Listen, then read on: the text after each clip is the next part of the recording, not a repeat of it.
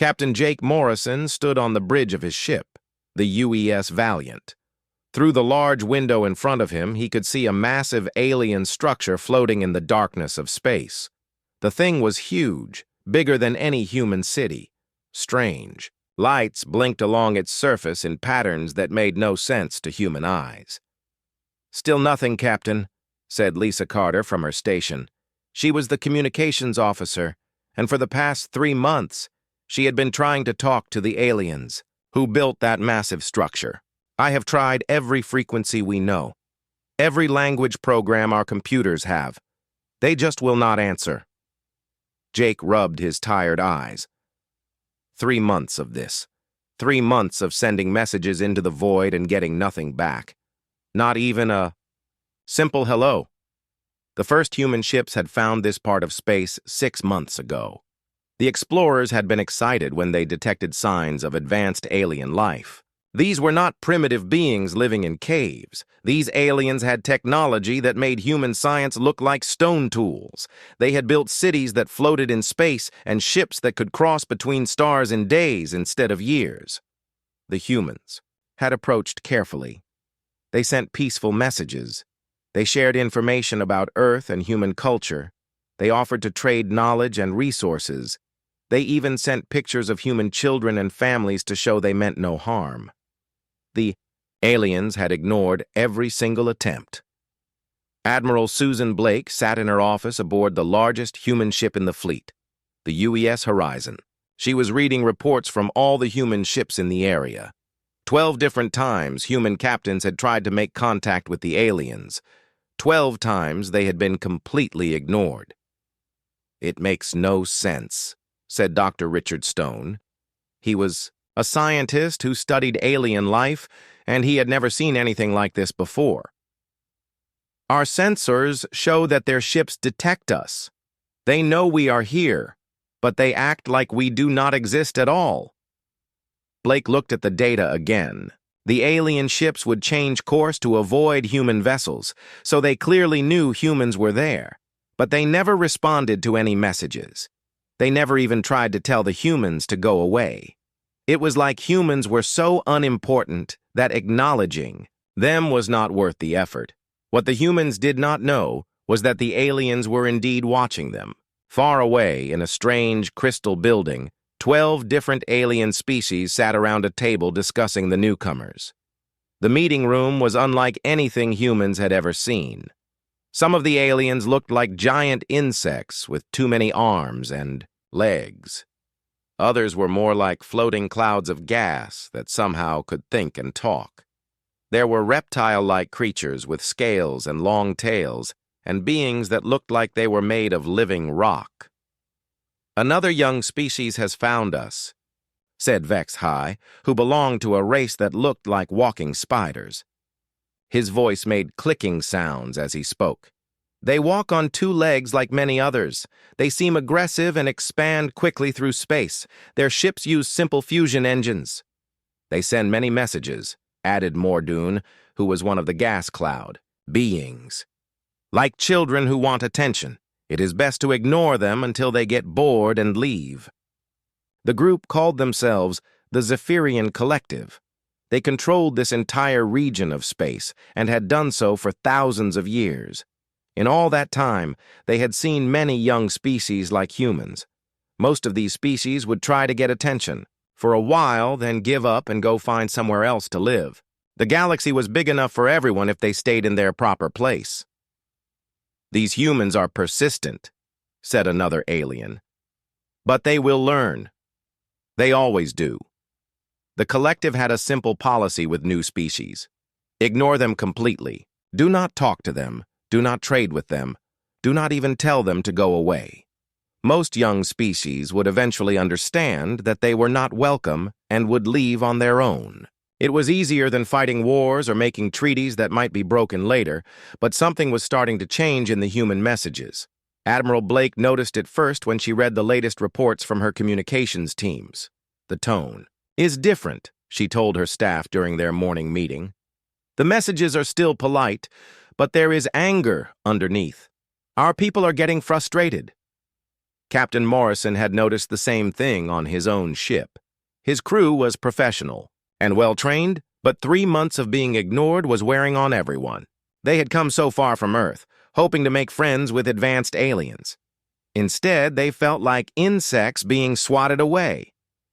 "Maybe we should try a different approach," suggested Lieutenant Tony Garcia, who was Morrison's tactical officer. "These aliens obviously think they are better than us. Maybe we need to show them that we are not going to just give up and go home." Back on the horizon, Dr. Stone was studying everything the humans had learned about the aliens. The collective had 12 different species, each with their own strengths and weaknesses. Some were good at building things, others were good at fighting, and some seemed to exist just to think about complex problems. "They have been the dominant power in this region for a very long time," Stone explained to Admiral Blake. "Their technology is more advanced than ours, but not by as much as we first thought. They use energy weapons while we use kinetic weapons. They have faster ships, but our ships are tougher. Most importantly, they seem to have forgotten how to deal with anyone who does not automatically respect their authority." Blake listened carefully. She had been a military officer for 30 years and had fought in 3 different wars. She understood how power worked, and she was beginning to see a pattern in alien behavior. "They think we will just go away," she said slowly. "They have probably dealt with hundreds of species like us over the centuries, young, eager species that want to join their club. When those species were ignored, they probably did give up and leave." "But we are not going to leave, are we?" asked Colonel Pete Williams. He was in charge of the human Marines on the mission, and his soldiers were getting restless after months of doing nothing. Blake smiled, but it was not a friendly smile. "No, Colonel, we are not going to leave. Humans do not handle rejection very well. These aliens are about to learn that lesson." Over the next few weeks, the human messages changed. They became shorter and less friendly. References to alternative options and other approaches began appearing in the communications. The humans stopped trying to share their culture and, instead, began asking direct questions about territory and resources. The aliens noticed the change, but did not think it was important. Young species often got angry when they were ignored. They would make threats and angry noises for a while, then eventually calm down and accept their place in the galaxy. Captain Morrison called his senior officers together for a special meeting. "Orders from Admiral Blake," he announced. "We are changing our mission parameters. No more diplomatic messages. From now on, we observe and we learn." "Learn what, sir?" asked Lisa Carter. "Everything. How their ships move, how their weapons work, how their society is organized. Admiral Blake wants to know these aliens better than they know themselves." The change in human behavior was subtle but significant. Instead of broadcasting messages, the human ships began conducting what looked like training exercises. They practiced complex maneuvers and tested their weapons systems. They sent small scout ships to watch alien activities from a distance. Dr. Stone began compiling detailed reports on alien technology and tactics. "Their weapons are powerful but predictable," he noted. "They follow standard energy projection patterns. Their ships are fast but not very maneuverable. Most importantly, their military tactics seem designed for fighting other aliens who use similar technology." "What about fighting humans?" asked Blake. Stone smiled grimly. "I do not think they have ever fought anyone like us, Admiral. They expect their enemies to behave in certain ways. We do not.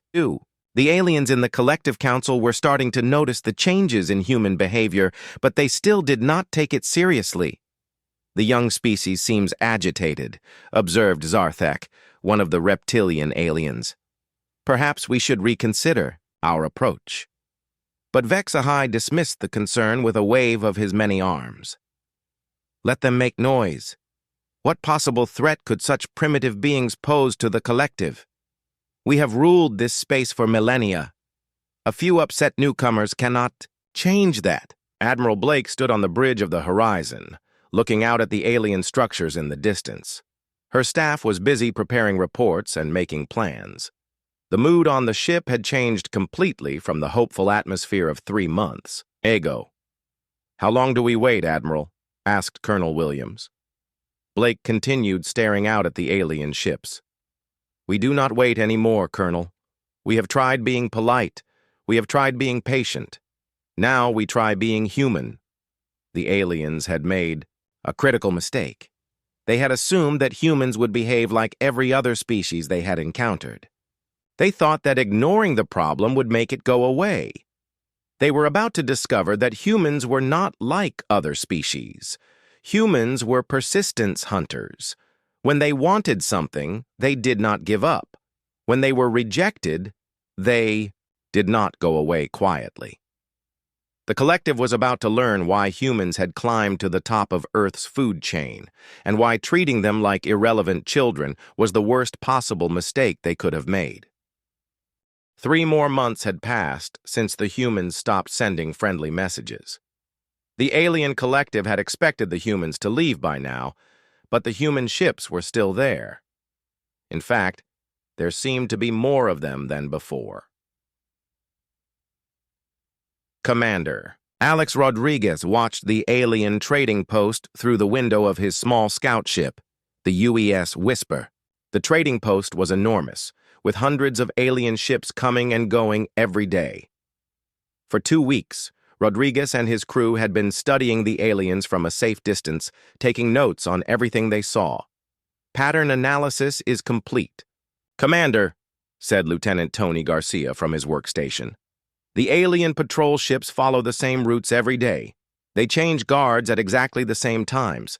Their defensive positions never vary." Rodriguez nodded as he studied the data on his screen. "What about their weapons?" "Impressive technology, but it follows predictable patterns. Energy weapons that need time to charge before firing. Shields that are strong but have known weak points. Their tactical doctrine seems to assume that enemies will attack directly from the front. And we would not do that. Would we, Lieutenant?" Garcia smiled. "No, sir. We would not." Back on the main human fleet, Admiral Blake was meeting with her senior staff. The mood in the conference room was very different from 6 months ago. Gone was the hope and excitement of first contact. In its place was something colder and more focused. "Ladies and gentlemen," Blake began, "it is time we accepted the truth. We came here looking for friends and found snobs. The collective has made their position very clear. We do not matter to them." Colonel Pete Williams leaned forward in his chair. "Admiral, if I may speak freely, my Marines are getting restless. 6 months of being treated like garbage does not sit well with professional soldiers. I understand your frustration, Colonel, but we are not animals. We do not start wars just because our feelings were hurt." Blake looked around the room at her officers. "However, we also do not walk away from valuable resources just because someone refuses to share." Dr. Richard Stone shifted uncomfortably in his seat. "Admiral, surely you are not suggesting we take what we want by force."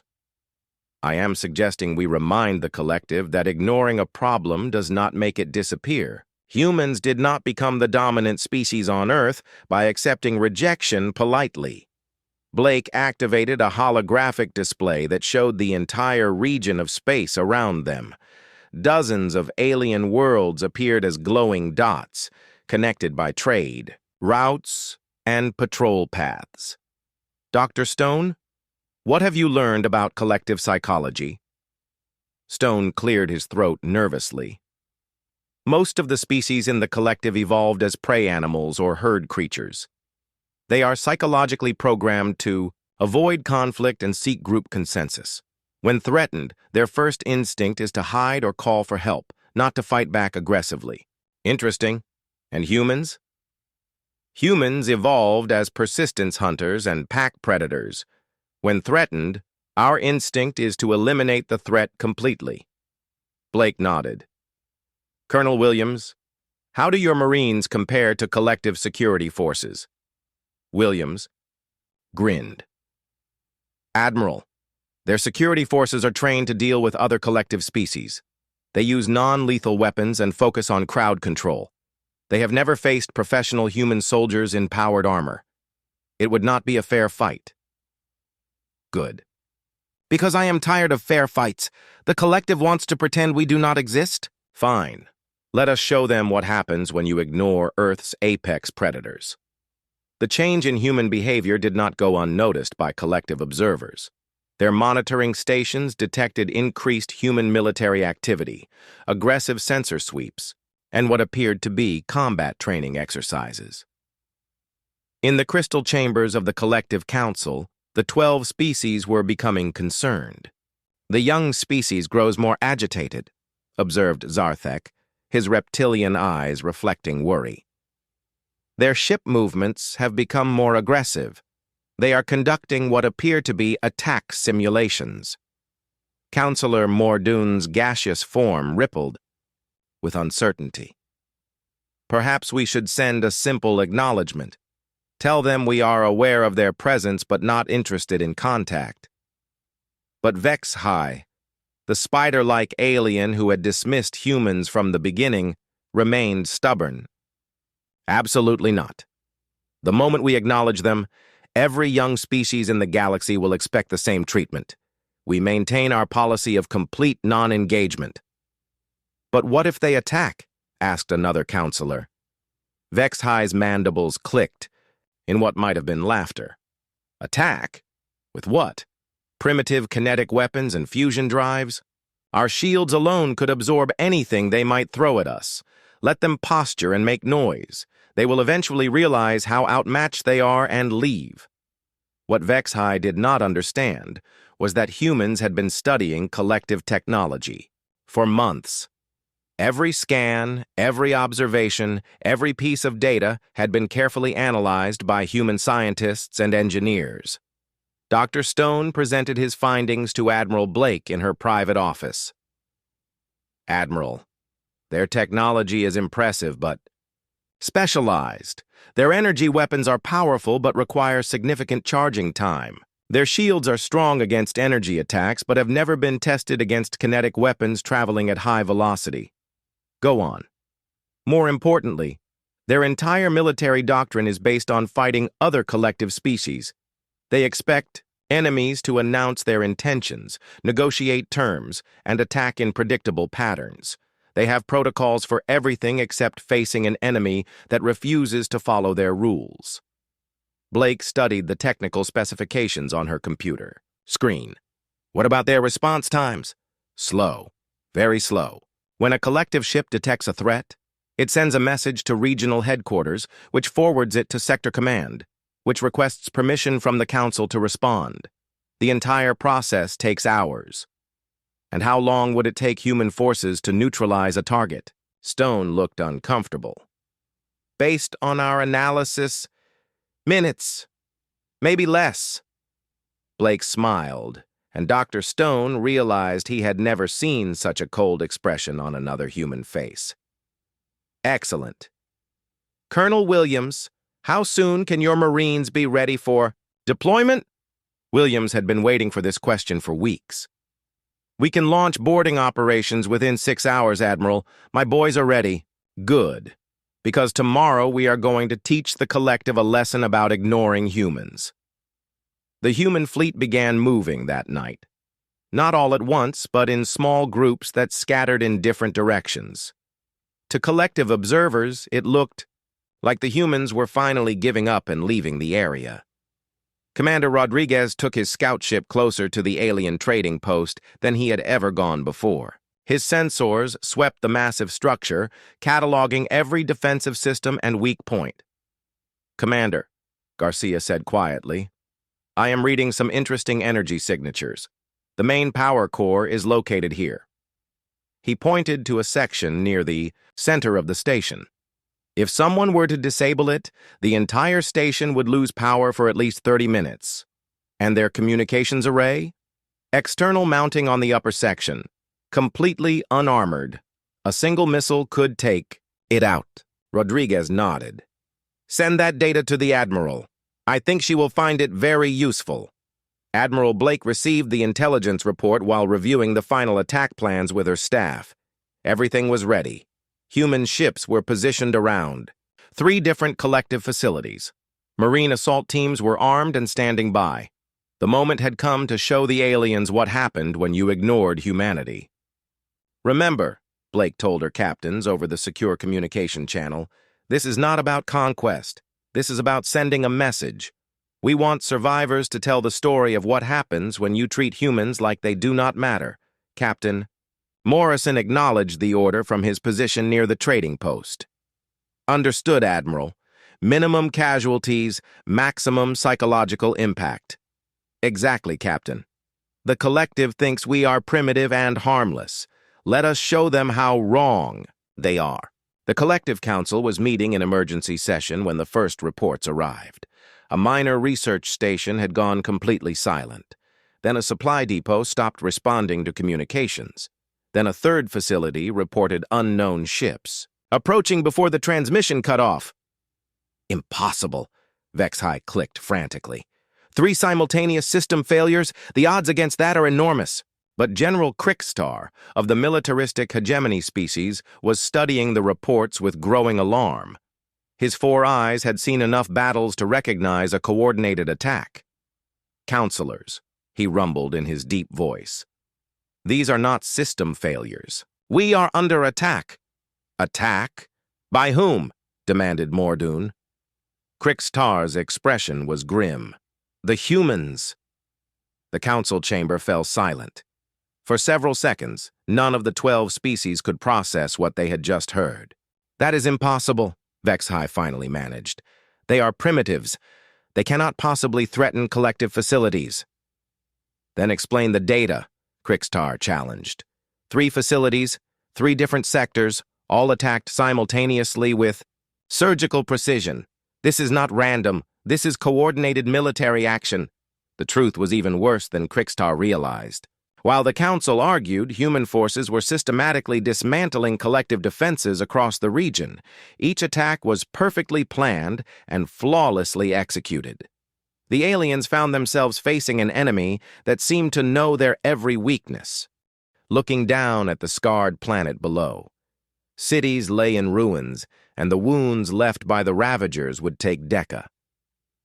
The first human shuttle to reach the Corvani surface carried Dr. Lisa Hamilton and a medical team. As they descended through the planet's atmosphere, Lisa could see the terrible scars left by the Ravager attack. Entire cities had been consumed, leaving behind craters that looked like bite marks in the earth. The shuttle landed in what had once been the capital city of Crystal Falls. The beautiful crystal towers that gave the city its name were mostly gone, reduced to rubble and melted slag. But some structures remained, and from these came the Corvani survivors.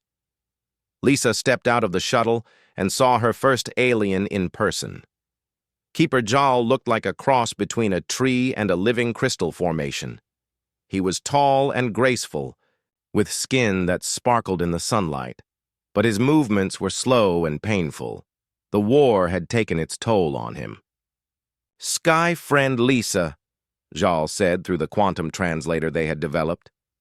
"At last we meet face to face, though I wish it could have been under better circumstances." Lisa felt tears in her eyes as she looked around at the devastation. "I'm sorry we couldn't get here sooner. So many of your people died." "But many more live because of your courage," Jal replied. "Come, let me show you what your sacrifice has saved." Jal led Lisa and her team through the ruins to a series of underground shelters. Here, millions of Corvani had survived the attack. The aliens were unlike anything in human experience. Some looked like living plants, others resembled geometric patterns made of light.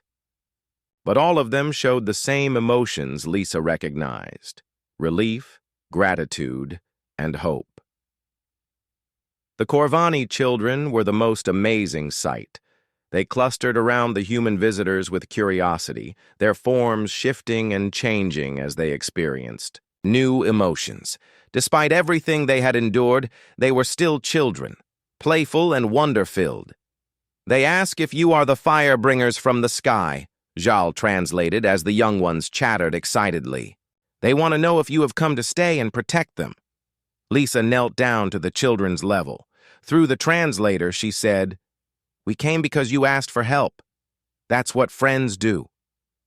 Meanwhile, in orbit, Captain Amy Richardson was dealing with the aftermath of the battle. The human fleet had won, but at a terrible cost. Commander Alex Turner and his crew were dead, along with hundreds of other brave men and women. The surviving ships were badly damaged and would need major repairs. Admiral Kate Sullivan arrived with reinforcements 3 weeks later. She brought a larger fleet, along with scientists, engineers, and diplomats. When she saw the battle damage and read the casualty reports, she was quiet for a long time. "You did the impossible," Sullivan told Richardson. 6 ships against an enemy that had destroyed 7 worlds. Military historians will study this battle for centuries. "It wasn't just the ships," Richardson replied. "It was the people. Every single person on this mission knew they might not come home. They came anyway, because someone needed help." The weeks that followed were unlike anything in human history. First contact protocols had never covered a situation like this. Humanity had not discovered aliens, they had rescued them. The relationship that developed was unique. Dr. Nina Clark worked with Corvani scientists to understand their technology. The aliens had been advanced in ways humans could barely comprehend. Their quantum communication systems, energy manipulation techniques, and faster-than-light travel methods were centuries ahead of human science. "We have studied the universe for thousands of years," explained Chief Science Keeper Morlai. "But we never learned to make war. Your people are young, but you understand conflict in ways we never imagined." The Corvani were amazed by human military tactics. The idea of boarding enemy ships, fighting in their corridors, and targeting specific weak points was completely foreign to them. They had always fought defensively, trying to minimize casualties on both sides. "You fight like the universe itself is your enemy," Morlai observed. "It is terrifying and beautiful at the same time." But the humans were equally amazed by Corvani science. Within days of studying their technology, Nina's team had developed new engine designs that could cut travel time in half. The aliens' understanding of quantum mechanics opened up possibilities that humans had never dreamed of. Major Danny Foster found himself in an unexpected role, teaching warfare to a peaceful species. The Corvani had realized that their gentle nature made them vulnerable to predators like the Ravagers. They wanted to learn how to defend themselves.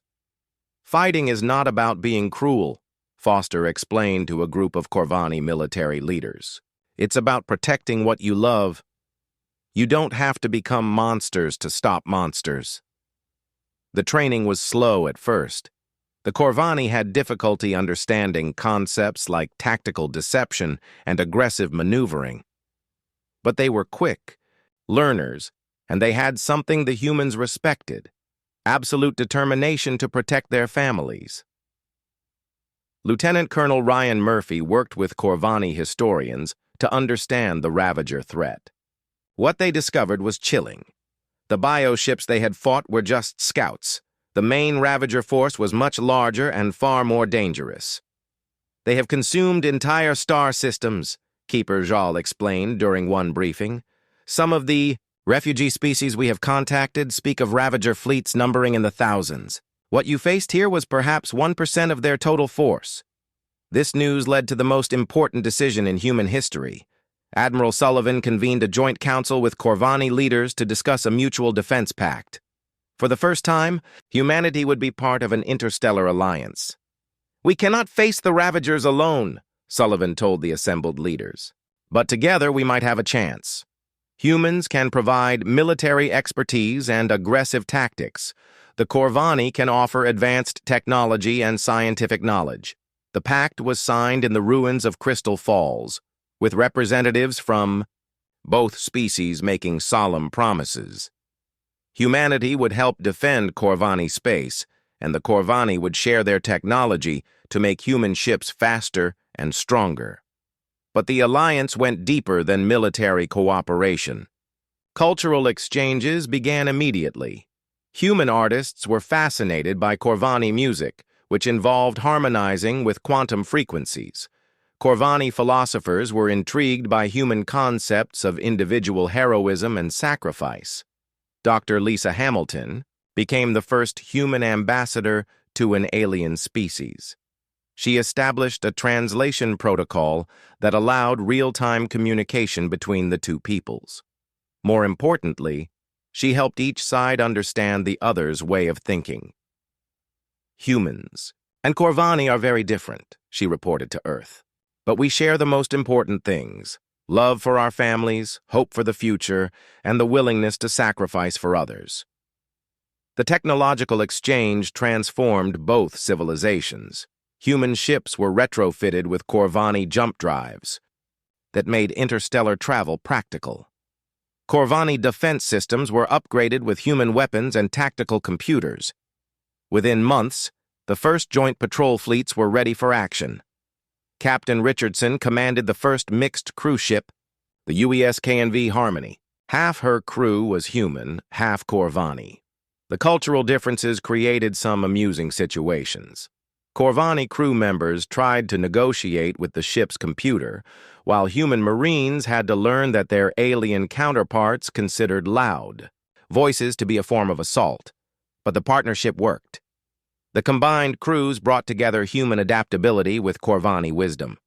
When they encountered their first Ravager scout ship 6 months later, the battle lasted only minutes.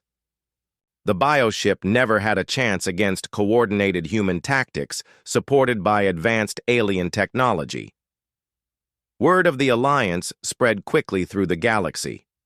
Other species that had been hiding from the Ravagers began to make contact. The Xanthari, who resembled floating jellyfish, offered their expertise in biological sciences. The Mokari, crystalline beings who lived in asteroid fields, provided rare minerals needed for advanced weapons. What had started as a rescue mission was becoming something much larger, a galactic coalition against the Ravager threat. Humanity found itself in the strange position of being both the newest and most militarily capable member of an ancient community. The first major test of the alliance came 8 months after the battle for the Corvani homeworld. Ravager forces attacked a Xanthari colony in the Outer Rim. The response was swift and decisive. A combined fleet of human, Corvani, and Xanthari ships arrived within days. The battle was nothing like the desperate fight over the Corvani world. This time, the defenders were prepared, coordinated, and technologically superior. The Ravager bioships found themselves facing quantum-enhanced missiles, adaptive shields, and tactics they could not understand or counter. Captain Richardson led the final assault personally, her ship diving through a formation of bioships while Corvani engineers fed her targeting data in real time. The battle was over in hours, with minimal casualties among the defenders. After the victory, Richardson stood on her bridge and thought about how much had changed. A year ago, humanity had believed they were alone in the universe. Now, they were part of something greater. A community of species working together to protect each other. The message that had started everything still echoed in her mind. One cry for help echoed across space. But humanity's answer had become... The fall of Kepler Station sent shockwaves through collective space that reached every corner of their vast territory. In the crystal chambers of their High Council, the 12 species that ruled this region of the galaxy convened in emergency session for the first time in 3 centuries. The council chamber itself was a marvel of alien engineering, with crystalline walls that amplified thought patterns and allowed the different species to communicate despite their vastly different biologies. Today, those walls hummed with fear and confusion. "This is impossible," hissed Councillor Vex High, his spider-like legs clicking frantically against the crystal floor. "A single trading post, yes, but these primitives cannot seriously threaten the entire collective." Counselor Mordoon's gaseous form roiled with agitation, his cloud-like body shifting between different colors as emotions played across his alien consciousness. You said they were harmless. You said they would leave when ignored. They are primitives, HFY insisted, his mandibles chattering with nervous energy. Fusion drives, kinetic weapons, carbon-based biology, nothing we have not encountered 1,000 times before. But General Krickstar of the militaristic hegemony species had been studying the human attack patterns with the eye of a professional soldier. His 4 eyes, each capable of seeing different light spectrums, fixed on the council with an expression his colleagues had learned meant serious trouble. Counselors, he rumbled in his deep, gravelly voice, we face something we have never encountered before.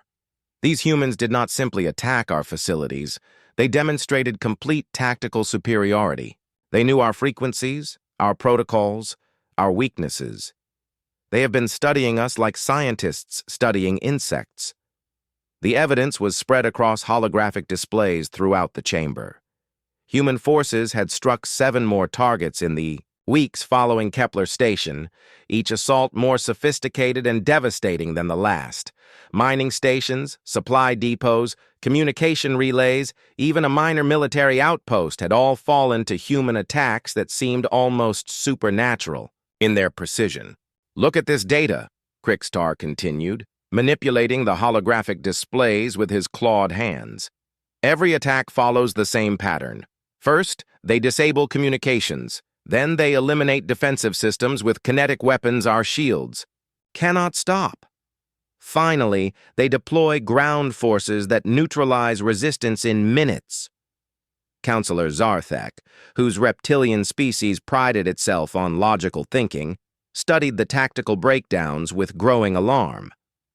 The coordination is impossible for such a young species. How do they achieve such precision across multiple simultaneous targets? Because they planned this for months, Krickstar explained grimly. While we ignored them, they were learning everything about us. Our patrol schedules, our defensive positions, our response protocols. They know us better than we know ourselves. Aboard the UES Horizon, Admiral Susan Blake reviewed the latest intelligence reports with cold satisfaction. The human fleet had grown significantly over the past month as reinforcements arrived from Earth. What had started as a diplomatic mission was now a full military campaign. Recommendations, people? Blake asked her senior staff during their daily briefing.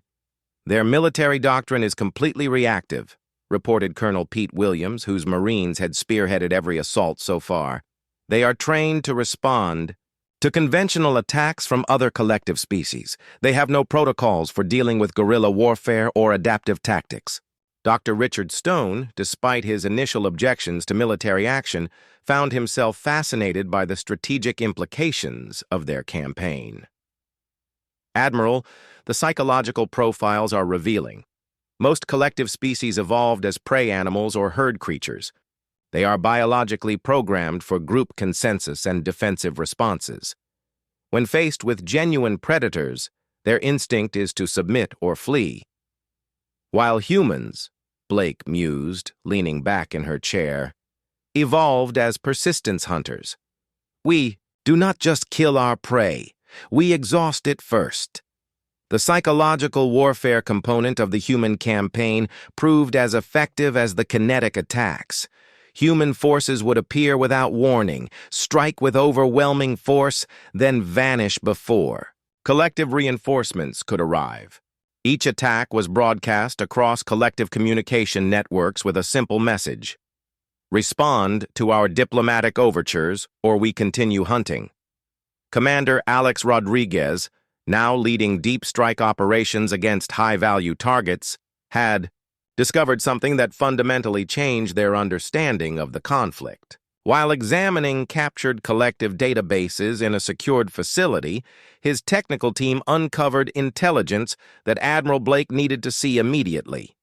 Admiral, he reported over encrypted channels from his temporary command post, you need to review this data personally. What we have found changes everything about this war. Blake arrived at the captured facility within hours, bringing Dr. Stone and her intelligence staff. Rodriguez led them to a secure briefing room where human technicians had been working around the clock to decode alien databases. Admiral, the collective has not fought a real war in over 800 years. Their entire military establishment is based on intimidation and technological superiority against species that follow the same basic combat doctrines. They literally do not know how to fight an enemy that refuses to play by their rules. The data was staggering. Battle plans that assumed enemies would announce their intentions before attacking. Defensive strategies that relied on energy shields against energy weapons. Command structures so bureaucratic that rapid response was physically impossible. Look at this, Rodriguez continued, highlighting specific sections of the captured intelligence. Their fastest military response time is 18 hours from initial alert to troops in position. Their longest is 6 days. Meanwhile, we can deploy strike teams to any target in this sector within 4 hours. Dr. Stone studied the alien military manuals with scientific fascination. Admiral, this explains their behavior patterns. The collective species have grown comfortable as the galaxy's dominant power. They assume that superior technology automatically equals victory. They have never faced an enemy that treats their technology as simply another problem to solve. Blake nodded grimly. While humans spent our entire evolutionary history adapting to threats, improvising solutions, and turning disadvantages into weapons. The revelation put the entire conflict into perspective. The collective was not just technologically unprepared for human tactics, they were psychologically incapable of adapting to an enemy that refused to follow established patterns. What about their allies? Blake asked. Surely other galactic powers will support them? Rodriguez smiled coldly. According to these files, the collective has no real allies. They have tributary species and client states, but no equals they treat as partners. Most of the galaxy fears them too much to help, and the rest see this as an opportunity to settle old scores. The truth was even worse for the collective than the humans realized. News of human victories was spreading across the galaxy faster than official collective communications. Species that had been forced to submit to collective authority for centuries were watching with interest as the great power was systematically humiliated by newcomers. In the council chambers, panic was beginning to set in among the 12 ruling species. "We must mobilize the full fleet," demanded Councillor Thecnol of the Crystalline Resonance. "Crush these humans before they inspire others to rebel." But General Crixtar shook his massive head. "You do not understand the tactical situation. Our fleets are designed to fight conventional battles against conventional enemies. These humans fight like nothing we have ever encountered." "Then we adapt," suggested Councillor Zarthek. "With what? Our officers have no experience with adaptive tactics. Our soldiers have never faced an enemy that does not follow standard protocols. Our entire military training is based on 8 centuries of fighting weak opponents who gave up quickly." Councillor Mordoon's gaseous form pulsed with desperate colors. "Then what do you suggest, General?" Crixtar was quiet for a long moment, his 4 eyes studying the tactical displays that showed human forces spreading across collective space, like a plague. "I suggest we consider negotiation." The council chamber fell silent. The idea of negotiating with a species they had dismissed as primitive was almost incomprehensible to the ruling collective. "Negotiate?" Vexhi's mandibles clicked with outrage. "With primitives who attack our facilities without provocation?" "They did provide provocation," Crixtar pointed out calmly. 6 months of diplomatic overtures that we completely ignored. They warned us what would happen if we continued to treat them as irrelevant. "But they are irrelevant," Vexhi insisted. "They are a young species with primitive technology." "Primitive technology that has captured 12 of our facilities in 6 weeks, Crixtar countered. "Primitive tactics that our military cannot counter. Primitive warriors who have humiliated our best forces in every engagement." The debate continued for hours, but the strategic reality was becoming impossible to ignore. Human forces were not just winning individual battles. They were systematically dismantling collective authority throughout the region. Captain Morrison watched from the bridge of the Valiant as his Marines boarded the trading post. The alien defenders were, the attack on Kepler Station began at 0347 hours, collective standard time. There were no warnings, no ultimatums, no formal declarations of war. One moment, the massive trading hub was conducting normal business, with hundreds of alien ships docking and departing. The next moment, human warships appeared from the darkness like hungry sharks smelling blood. Captain Jake. Morrison's voice cut through the tactical communication channels with deadly precision. Target their communications array first. I want them deaf before they know they are being attacked. The Valiant and 3 other human ships materialized from behind a cluster of asteroids where they had been hiding for 2 days. Their approach had been planned with surgical precision, using the trading post's own traffic patterns as cover to get close without being detected. Firing solution locked, reported Lieutenant Tony Garcia from his weapons station. Railgun charged and ready. Fire. The kinetic projectile traveled at 15% of light speed, crossing the distance to the trading post in less than 3 seconds. There was no energy build-up to warn the aliens, no charging signature for their sensors to detect. Just a solid chunk of metal moving fast enough to punch through any known armor. The communications array exploded in a shower of sparks and debris. Within seconds, Kepler Station was cut off from the rest of the collective, unable to call for help or even report what was happening. Station Commander Thelvok of the aquatic delphinian species found himself trapped in a nightmare he could not understand. Half of his defensive systems were gone before he could even process what was happening. The attacking ships moved with a coordination that spoke of months of planning and preparation. Emergency protocols activated, Thelvok gasped, into his breathing apparatus, all security teams to defensive positions. But the human assault was unlike anything in collective military doctrine. These were not the clumsy frontal attacks that alien species typically used. This was methodical, ruthless, and terrifyingly efficient. Commander, his tactical officer reported, they are not using energy weapons. Our sensors detect solid projectiles moving at incredible velocity. Our shields are not designed to stop kinetic attacks of this magnitude. Human ships darted between the massive station's superstructure like predators herding prey. They had studied the station's layout for weeks, memorizing every corridor, every defensive position, every critical system. The aliens found themselves facing enemies who seemed to know their facility better than they did. Boarding pods launched, announced Colonel Pete Williams from the Marine assault ship UES Hammer. Remember your training, Marines. Minimum casualties. Among civilians, maximum psychological impact. We want witnesses to tell this story. The boarding pods were sleek, armored cylinders that punched through the station's hull like bullets through paper. Inside each pod, 6 human Marines in powered armor waited for the brief journey to end. Sergeant Kevin Murphy was the first Marine through the breach in Section C. His armor's sensors immediately mapped the corridor ahead, identifying potential threats and civilian positions. The collective defenders were already there, waiting with their non-lethal crowd control weapons.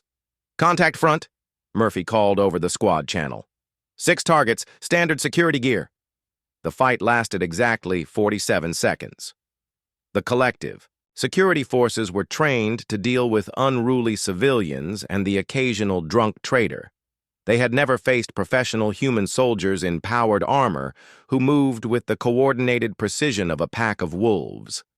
The human Marines did not kill unnecessarily, but they were utterly ruthless in neutralizing resistance. Alien weapons that were designed to stun and disorient had no effect on human power armor. Meanwhile, human weapons fired solid projectiles that could punch through alien body armor like tissue paper. Section C secured, Murphy reported. Enemy. Resistance neutralized. No civilian casualties. Similar reports came in from all over the station as human Marines systematically took control of every critical system. The aliens fought bravely, but they were fighting an enemy that seemed to anticipate their every move. What the collective defenders did not understand was that humans had been studying their tactics and psychology for months. Every security protocol, every standard response, every defensive procedure had been analyzed and countered. Commander Rodriguez led the assault on the station's central computer core. His team moved through the corridors like they had been there 100 times before, because in a sense, they had. Virtual reality simulations based on stolen station blueprints had allowed the Marines to practice this exact mission dozens of times. "Resistance is lighter than expected," Rodriguez reported to Admiral Blake over the secure channel. "These aliens are not warriors. They are security guards who have never seen real combat." "Understood, Commander. Secure the computer core and prepare for data extraction. I want to know everything about collective military capabilities." The most shocking thing about the assault was not the human victory, but how easily it was achieved. The trading post was supposed to be one of the most secure facilities in collective space, protected by state-of-the-art defenses and elite security forces. Yet human forces had taken complete control in less than 4 hours.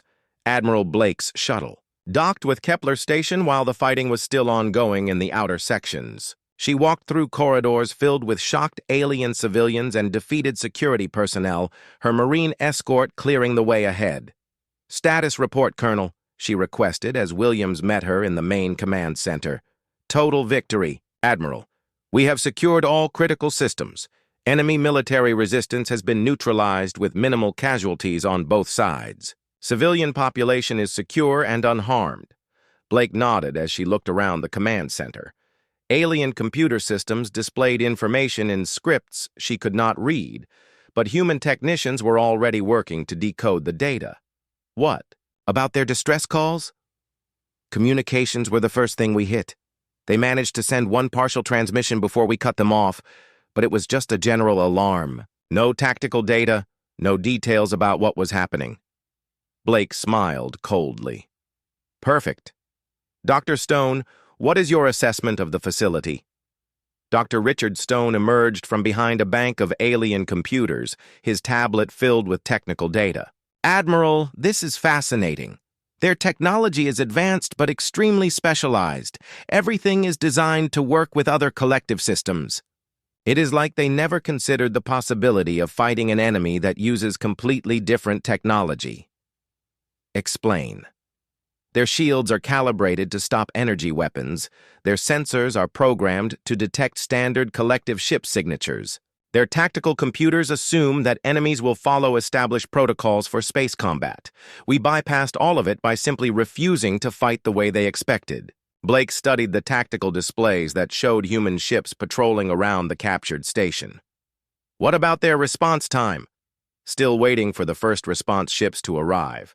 According to their own internal communications, it will be at least 6 hours before collective military forces can reach this location." 6 hours? Even after their facility sent a distress call? Stone nodded. "Their command structure is extremely bureaucratic. Every decision has to go through multiple levels of approval. By the time they decide what to do, we could capture a dozen more facilities." The psychological impact of the assault was exactly what Admiral Blake had intended. Word spread quickly through the alien civilian population that humans were not the primitive, harmless species the collective had claimed. These were professional warriors who fought with a combination of advanced technology and savage efficiency that left witnesses traumatized. Captain Morrison monitored the cleanup operations from the bridge of the Valiant. His ship hung in space, near the captured station, its weapons trained on any approaching vessels. "Captain," reported his sensors officer, "I am detecting 3 collective patrol ships approaching from the outer system. ETA 40 minutes. Acknowledged. Open a channel." To Admiral Blake. Blake's response was immediate. "I see them, Captain." "Let them come. When they arrive, they will find humans in control of one of their most important trading hubs. That should send the right message." The approaching collective ships were small patrol vessels with minimal armament. Their crews had been ordered to investigate the distress call from Kepler Station, but they had no idea what they were flying into. When the patrol ships finally arrived, they found human warships in complete control of the station. The alien captains immediately tried to contact their superiors, but human jamming systems blocked all communications. Unknown vessels, Morrison broadcast on standard collective frequencies. You are entering human-controlled space. State your intentions or withdraw immediately. The lead collective ship was commanded by Captain Veltar, a young reptilian officer who had never encountered humans before. The sight of alien ships controlling a major collective facility was beyond his comprehension. "This is impossible," Veltar whispered to his crew. "How can primitives have captured Kepler Station?" His communications officer looked up from her console, with fear in her eyes. "Captain, they are jamming all our frequencies. We